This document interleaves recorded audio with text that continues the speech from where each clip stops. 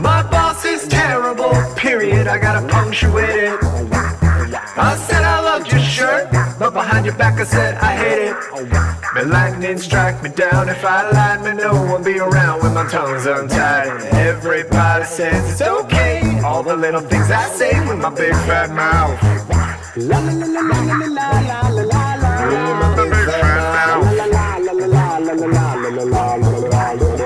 mouth. My big fat mouth gets me in trouble.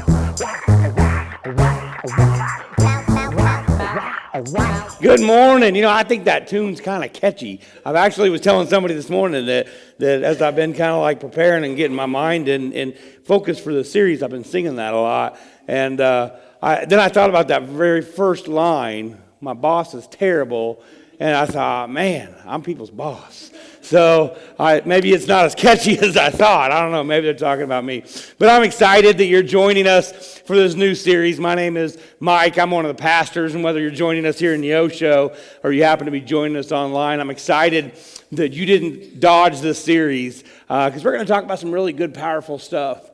You know, I could just imagine this week as we announced either at the end of service last week or you saw on social media that we were going to be talking about my big fat mouth. I'm sure you thought, I know who I need to invite. I'm sure who needs to be here for this. And hopefully you weren't sitting next to your spouse and they nudged you and said, hey, if that was the case, I'm staying out of it. You know, y'all need to seek counseling. I'm kidding. Anyway, but I'm excited about this series because we're going to talk in this series about the power of the words that you speak. Because the words that you speak have the opportunity to build people up, or they have the opportunity to tear people down. Just like in the book of Luke, Jesus said, you know, what you say flows from your heart. So in this series, we're going to talk about this, a few different subjects. We're going to talk about lying during this series. We're going to talk about gossip. We're going to talk about criticizing. We're going to go through this for a few weeks. If you're wondering how long the series is, I think I decided we're just going to stay on this series until we all get it right. So this may be a 4-week series, or it may be Christmas whenever we get done with this. I'm not sure, but really I think it's going to be great to just talk and get into those power that our words have. And as we start off today, I wanted to show you some pictures as we begin. This is actually my family last year on vacation, my beautiful family. We were having such a great time. We had the opportunity to go to Galveston. We had never got a chance to take our kids to the beach. It's like an actual saltwater beach. We'd been to Michigan quite a bit on Lake Michigan. There's beaches there. It's freshwater. And we really wanted to have that opportunity. We stayed at this awesome Airbnb that was just a block and a half away from the beach, and went up there 2 or 3 times and hung out. And this is actually us on the pier having a great time. And this is what pictures tend to show us a lot, are these great times that we're having. I want to show you this next one. And this is actually on our way to Galveston. The reason I want to show you this is because this shows us all together. We were actually on the ferry, and we were going across the little river lake. It's not a river or lake, but the ocean part there on the ferry. But as we're all sitting here smiling, I want to tell you what led up to this moment right here that we took this picture. See, I'm driving to Galveston, and I took a wrong turn and ended up going the wrong way to where we were going to have to take the ferry. I was going to go around the other side where we would go across the bridge. Now, mind you, this is 7 days after we're coming home with the youth from Alabama, and I took a wrong turn and got to see all of northern Arkansas in its glory in the middle of the night and got home 4 hours later. So needless to say, when I took this turn and realized I was going the wrong way, I was a little irritated. I wasn't smiling. As a matter of fact, I was griping and complaining and angry and upset, and I was just mad at myself. I mean, what kind of idiot can't drive from Alabama to Missouri and from Missouri to Texas and without getting lost? I didn't know if the ferry was open or if it wasn't open or if it cost $400 to take it or if it was free. I didn't know anything about anything. I was frustrated. The kids are like, Dad, what are you, Dad? I'm flipping out on them, and I'm just irritated. And then we get onto the ferry, and of course the picture, click, we're all happy. But it was filled. This moment was filled was so much complaining and complaining. And here we are, going on vacation. We have the opportunity to go down to Galveston and stay at the beach. And so many people don't get these types of opportunities. But what did I choose to do? I chose to complain and gripe and tick off everybody in the car because I was looking at myself and what I was thinking about. And that's what we're going to talk about today. We're going to talk about complaining. As we talk about complaining, I was thinking of some people in the Bible that like to complain a lot. And they're the Israelites. What did the Israelites do? They complained and complained and complained. See, they were in captivity as slaves for hundreds of years. And as they were in captivity, they complained and complained all the time. And then God did miracle after miracle for them. He had, 10 different plagues come across to change the heart of Pharaoh. He parted the Red Sea and then made it come back across all the Egyptian soldiers to kill them. He fed them out in the wilderness with bread from above and water from rocks. And what did they do? They complained and they complained. In fact, as we look back at these moments in our life, I think about this story and I think about those first world problems that we have. Those opportunities, just like the Israelites and God's chosen people, He gave them so much, but all they could do is complain. As we look at this story, we're going to start off in Exodus 14, and they're talking to Moses. And this is what they said to him. They said, "Why did you bring us out here to die in the wilderness? Were there not enough graves in Egypt? What have you done to us? Why did you make us leave Egypt? Didn't we tell you this would happen when we were still in Egypt? We told you, leave us alone. Let us be slaves to the Egyptians. It's better to be a slave in Egypt than it is to be a corpse in the wilderness." I think that sounds like so many of us. We complain because we're a slave, and then we complain when we're free. We complain no matter what happens. Moses said something to them right after this, though, that I think can stun us into just awe when we think about our complaining. Moses says to them, he says in chapter 16, verse 8, he says, "You're not grumbling against us." But who does he say they're complaining against? You're complaining against the Lord. So what if we thought about it that way every time that we complain? What if we thought we're complaining against the Lord? When we complain, we're not just complaining about the traffic or the person next to us or our boss, but actually what we're complaining about are these things that God has given us, and we can't see the good in them. We're just looking at the bad. So what I want to do today is I want to help personalize this statement for yourself, so that you can think about this as we talk about this unpack this idea of complaining, and you can look at the complaining through the lens of your own life. So what I want to ask as we start off, as you to think about, is what do you complain about most in your life? I want you to think about this, and I want you to be really honest with yourself. As far as what do you complain about the most? I'll tell you what I complain about the most. My biggest problem is that I don't see the good in other people quite enough. And I complain. For instance, we're in this process of buying a house. And I promise you throughout this process, I've had a lot to complain about. Doesn't give me right to do it, but I've complained and complained about each person across the way. My realtor isn't working at Mike speed, is what I call it. Whenever I think things should be done, they're not done. And that's frustrated me, and I complain about him. And then the people that we're buying the house from haven't been getting out in a timely manner, and we've had to move closings because the people that were buying our house had to move back. And it's just been a frustrating process, and all I've done is complain and complain. And I realized as I was preparing this message even, I realized I've been so busy complaining, I'm not seeing the beauty that God has given me in this house because I'm too busy complaining and seeing the negative in that. So that's what I think my issue is I don't see the good in other people. I see them being centered on themselves and not caring about me, and then I complain about that.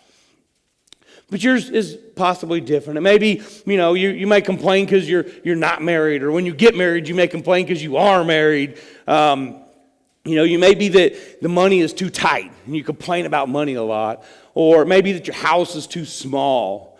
Possibly, your boss drives you crazy, or the meetings you have to go to are boring. This is one of my favorite, my kids right here. The Wi-Fi is too slow, or there is no Wi-Fi, or Netflix hasn't put anything out in a new series, and I've been waiting weeks so I can binge this new series. But as we talk about this today, I want to identify something for you guys. The problem isn't the Wi-Fi, and the problem isn't the traffic, and the problem isn't Netflix. The problem is that we've taken our eyes off of the goodness of God and put them dead center on ourselves. This is the problem that leads to this curse of complaining that you have in your life. So what I want to do today is I want to look at this scripture from a guy named Paul. And if there's anybody that had the right to complain, it's Paul. So Paul wanted more than anything to go to Rome and be a preacher, because he knew that if he could go to Rome and he could be a preacher, that he could reach the leaders of Rome, and if he could reach the leaders of Rome, then he could change the entire earth. And that's what he wanted more than anything, was to go to Rome and be a preacher. And he did get to go to Rome, but he didn't go to Rome as a preacher. He went to Rome as a prisoner. So his dream is a preacher, and the reality that he gets is a prisoner. And he was locked up for about 2 years, chained to a guard 24 hours a day, sitting there awaiting his possible execution. Now, I'll be honest with you, if that was me, I'd have something to complain about. I'd say, God, I'm doing this for you. Why in the world would you send me here as a prisoner? You knew I wanted to be a preacher and reach these people, but all you do is throw me in jail, and I don't have anybody to reach because I'm sitting in a cell locked to the smelly guard all day long, and the floor's hard and the food's horrible. And seriously, God, I wanted to help you, and this is how I get repaid. That's probably what I would say. It's probably how I would think. But Paul, instead of complaining and whining and griping, instead of telling God how he got the situation wrong, this is what he told the Christians in a letter that he wrote to the Christians in Philippi. And we'll start off in Philippians 2. He tells them, do everything without what? Without complaining and arguing, so that no one can criticize you. Live clean, innocent lives as children of God. Shine like bright lights in a world full of crooked and perverse people. I love the last part of that. It's like this whole scripture is saying there's enough bad in this world. It doesn't need me in here pointing it out. There's enough bad. But as a follower of Jesus, I need to live in the light and shine to people and look different to them. This is a hard standard to live in, and it's a very high standard that whatever you're doing, wherever you are, we should do everything without complaining. And there's a lot of spiritual reasons that you shouldn't complain, and we're going to talk about those today. But before we got started in that, I wanted to talk about some of the practical reasons why you shouldn't complain. There's this guy named Dr. Travis Bradberry, and he wrote a book called Emotional Intelligence 2.0, where he did a lot of research in complaining and what happens to people when they do complain. And what he found is repeated complaining hardwires the brain to do more complaining. So the more that you complain, the more you change your mind and your brain into complaining more. The more negative you are, the more likely you are to trigger negative things. In fact, on average, during a conversation, people complain about once per minute. And why do we complain so much? Well, because it feels good to us. But just like anything that feels good, it doesn't make it good for our bodies. I mean, I'd like to eat a pound of bacon every day for breakfast, but that doesn't make it good. It just feels good to do that. But we complain, and then we wire our brain to complain more. And then what happens is before long you enter into this thing called a confirmation bias. And what a confirmation bias is when you expect something bad in your life, you're going to make sure that something bad comes out of that. Some examples of this would be like if a woman thinks that all men are jerks and everybody's a jerk, whenever she meets a guy, the first thing she's going to do is she's going to find those negative things in his life. Or when you came to church today, you might have thought, the message today, this isn't for me, it's going to be boring, I don't want to listen to this. Or even a meeting, or when you go to school and listen to teachers, whatever it is, if you go in with that mindset, you're going to walk out not finding anything. You're going to look at the negative. You're not actually going to gain anything from the message because we figure that out in our mind ahead of time. And this is the exact same thing that was going on with the Israelites. They were negative and complaining when they were slaves in captivity. And so now that they're out in the freedom of the wilderness, they're going to continue to be negative and complain because they've trained their mindset to always be negative. And I know myself, I don't want to go through life looking for all the negative and everything. I'd rather spend life looking for those things that are pleasant and helpful and hopeful. But just like Paul said in that, there's enough bad in this world. We don't need me pointing it out. We don't need me developing a post on social media that I'm going to make that's this long later on. I love those posts. I was actually brought my wife over to read one with me this week because they're quite humorous, because they all start out like this. I don't usually complain, but, and then you know that that's somebody that's getting ready to just lay into a post. And if you go back and look at their feed, there's usually 100 of those. I don't usually complain, but anyway, but we don't need me or you pointing those things out. There's enough bad in this world. So when we look at Paul and the way he lived and the way he taught and the things that he did and communicated, I think there's these two big ideas that he was really telling us through his teachings and the way that he lived and acted in life. And that's what we're going to spend the rest of today looking at, are these two ideas. So Paul very likely would have said something like this: if you can change something about your circumstances, do something about it. If you can change your circumstances, then you should do something about it. If there's negative circumstances in your life, if something is not right, if there's something that you want changed, and you can do something about it, you should. It's not okay to just say everything's okay when it's not okay. Sometimes there are things that are wrong that we need to do something about. As a matter of fact, if you look, think back to that James 4:17, it says, if you know something's right and you don't do it, then you're committing a sin. And so this is when our complaining turns to sin, is when we sit around and we complain about something because we know it's wrong, but we don't do anything about it. So doing something about it isn't necessarily the sin, it's the complaining and not doing something. If we look at Nehemiah in the Old Testament, what happened when Nehemiah came across Jerusalem and he saw that the walls were down? He didn't say, well, somebody ought to do something about that. There's a big hole, anybody can get in. You guys are idiots. Why? No, he did something about it. He started to rebuild that wall. So if there's something that you dislike, if there's something that gives you a genuine righteous dissatisfaction, don't complain about it. Don't post about it on social media. Just do something about it.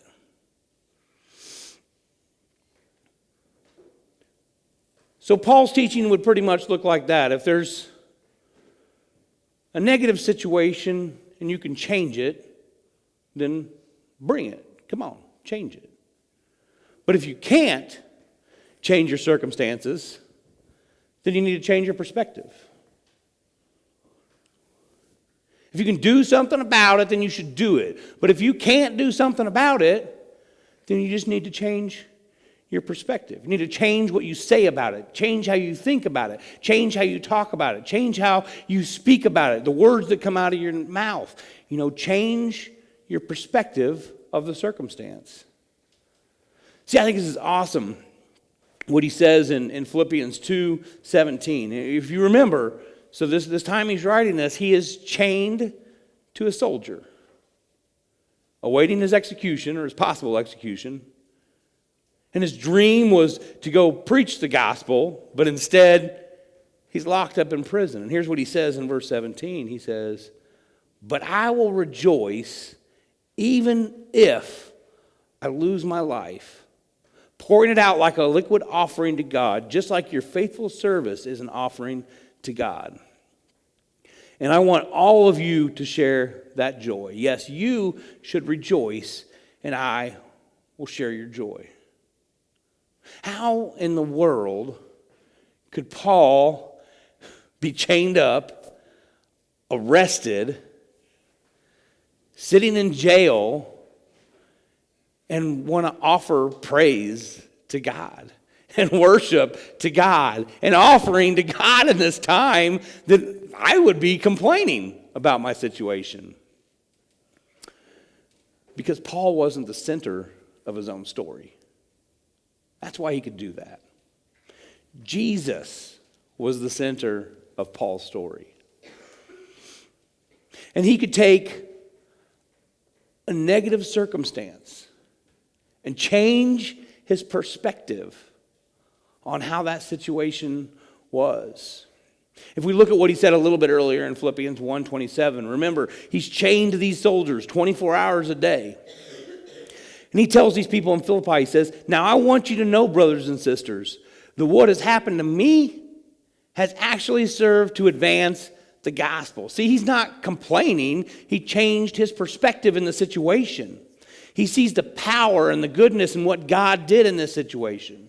He said, as a result, it has become clear throughout the whole palace guard and to everyone else. What do they know? That I'm in chains for Christ. So what Paul is saying is, you guys think I'm the prisoner here. I'm not the prisoner. Hey, guess what? You guys think I'm chained to this stinky guard all the time? Well, here's the way I look at it. I look at it as, here's somebody that's high up in the Roman culture, that's a Roman guard. I get a new one every 8 hours that I can preach a message to all 8 hours that I'm sitting there, 24 hours a day. I can talk about Jesus Christ, and I'm getting a new person they think they're getting a rest from, watching me. Really, they're getting a rest from my message because I'm going to preach Jesus 24 hours a day. So he changed his perspective. He said, I'm not the prisoner here. These guys are the prisoner because they've got to listen to me all day long. He just changed his perspective because he couldn't do anything about it. See, a lot of times we would say, this isn't my plan. This isn't what I've chosen.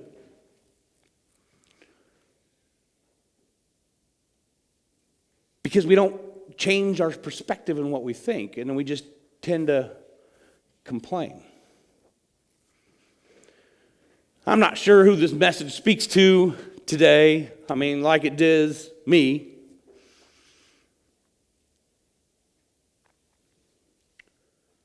But you might think that you're in a place, or as you think about your complaining, that you're in a situation that you didn't intend on being in, that you never planned on being at. And I promise, here's the only three options that you have in any situation. One, you can choose that unhealthy complaining.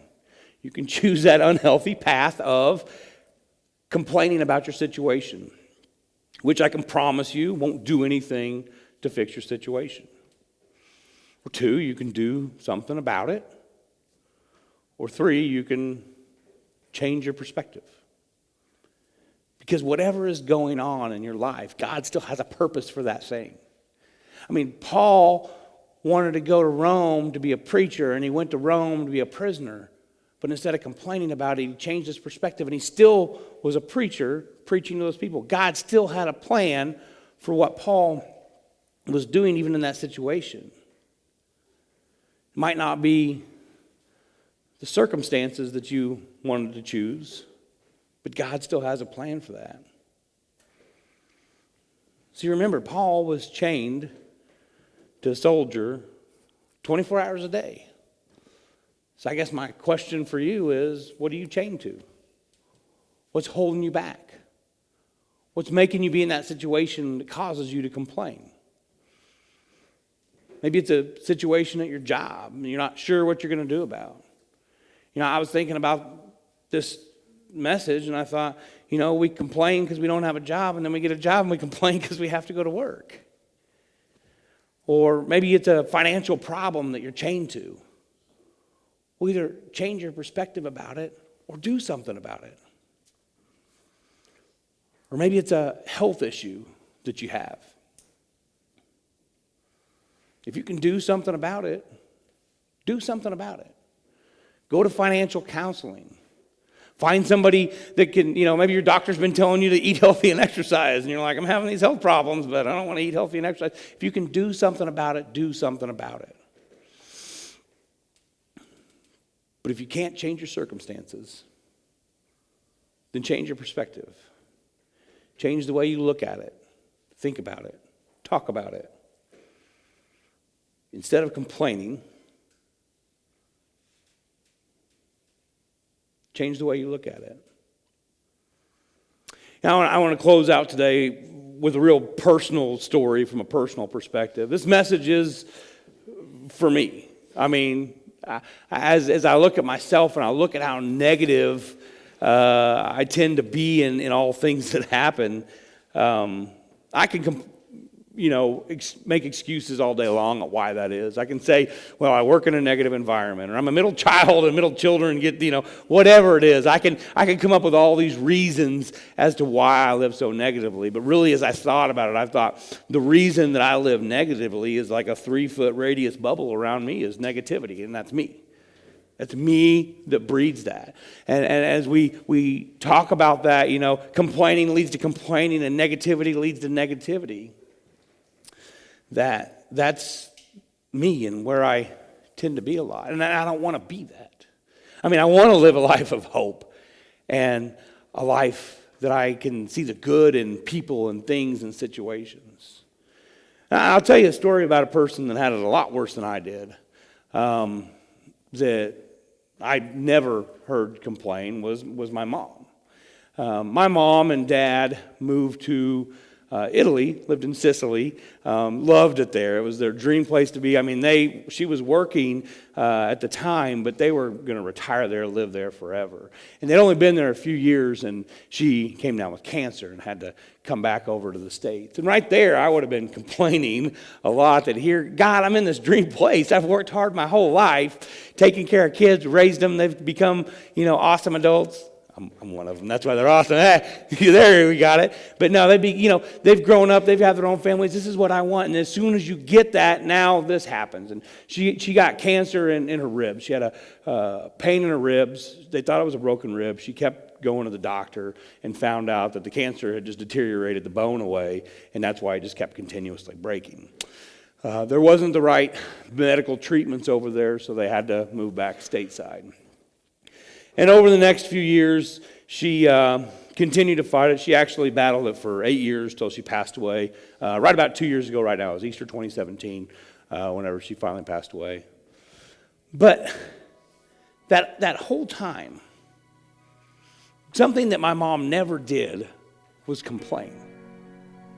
And I thought, man, you have so many reasons to complain. First of all, you got to leave your dream place to come back to the United States where you had planned on not coming back to. And now you got to go through chemo treatments. And not only was the cancer in her bone, but it went to her breast and it went to her liver, and it ended up she finally died whenever she got cancer in her brain.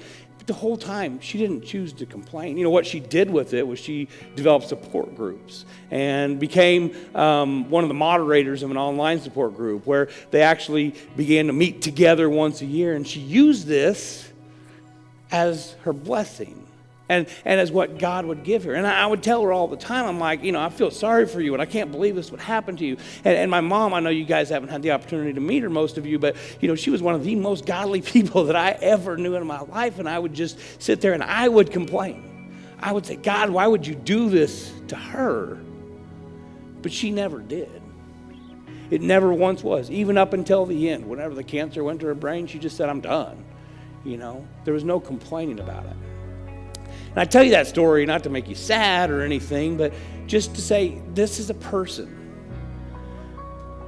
that, just like Paul, chose not to complain about their situation, but just said, you know what? What's complaining going to do to cancer? Nothing. What can I do about it?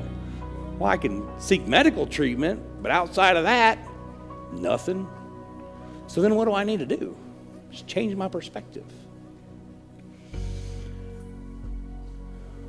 We can gripe. We can complain all day long. And you may be justified in your griping and complaining of your situation, because there's a lot of injustices in this world. It may not be your fault.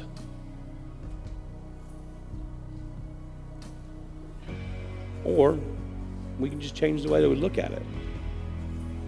You could say, I can't do anything about this, but I'm going to choose to live for God.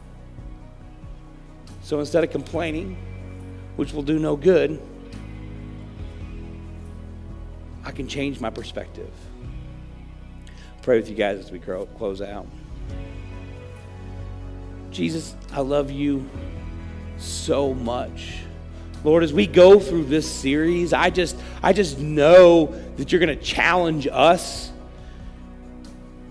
with these different messages. And starting today, I'm sure spoke to many people in here about the complaining and the negativity that we might have in our life.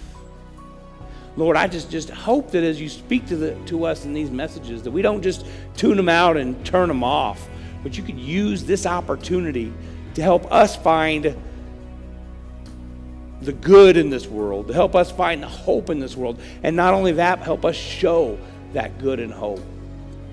There's enough negativity in this world that it doesn't need us pointing it out too, Lord. I pray as we go through this week, that you could help us to change our perspective on some things out there.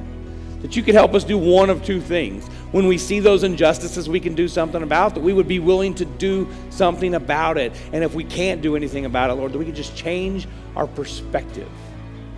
Change the way that we talk about it. Change the way we think about it. Show those people that aren't followers of you, Jesus, that there's something different about us. There's something different about the way that we look at this world, because we look at it as a world of everything that is given to us from you, that we are absolutely and completely blessed. In your glorious name, I pray this, Jesus. Amen.